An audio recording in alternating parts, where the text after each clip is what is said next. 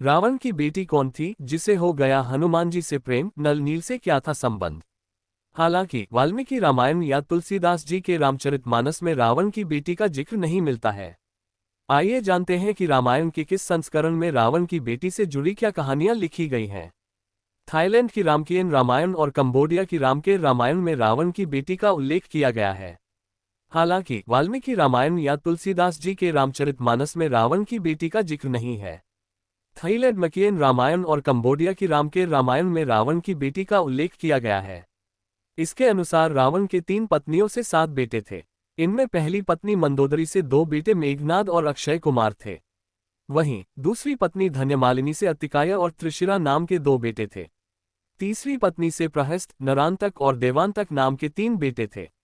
दोनों रामायण में बताया गया है कि 7 बेटों के अलावा रावण की एक बेटी भी थी, जिसका नाम सुवर्णमछा या सुवर्णमत्स्य था। कहा जाता है कि सुवर्णमत्स्य देखने में बहुत सुंदर थी।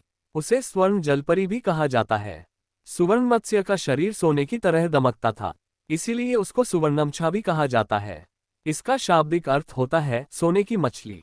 इसीलिए थाईलैंड और कंबोडिया में सुनहरी मछली को पूजा जाता है। सुवर्णमत्स्य का नल नील से संबंध। वाल्मीकि रामायण के थाई और कंबोडियाई संस्करणों के मुताबिक श्रीराम ने लंका पर विजय अभियान के दौरान समुद्र पार करने के लिए नल और नील को सेतु बनाने का काम सौंपा। श्रीराम के आदेश पर जब नल और नील लंका तक समुद्र पर सेतु बना रहे तो रावण ने अपनी बेटी सुवर्णमत्स्य को ही इस योजना को नाकाम करने का काम सौंपा था। पिता की आज्ञा पाकर सुवर्णमछा ने वानर सेना की ओर से समुद्र में फेंके जाने पत्थरों और चट्टानों को गायब करना शुरू कर दिया। उसने इस काम के लिए समुद्र में रहने वाले अपने पूरे दल की मदद ली। सुवर्णमछा को कैसे हुआ हनुमान जी से प्रेम। रामकीन और रामकेर रामायण में लिखा गया है कि जब वानर सेना की ओर से डाले जाने वाले पत्थर गायब होने लगे तो हनुमान जी ने समुद्र में उतरकर देखा कि आखिर ये चट्टानें जा कहाँ रही हैं। उन्होंने देखा कि पानी के अंदर रहने वाले लोग पत्थर और चट्टानें उठाकर कहीं ले जा रहे हैं।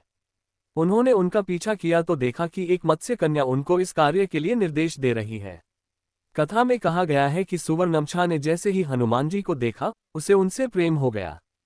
हनुमान जी सुवर्णमछा के मन की स्थिति भांप गए। वो सुवर्णमछा को समुद्र तल पर ले गए, पूछा कि आप कौन हैं देवी। सुवर्णमछा ने बताया कि वह रावण की बेटी है।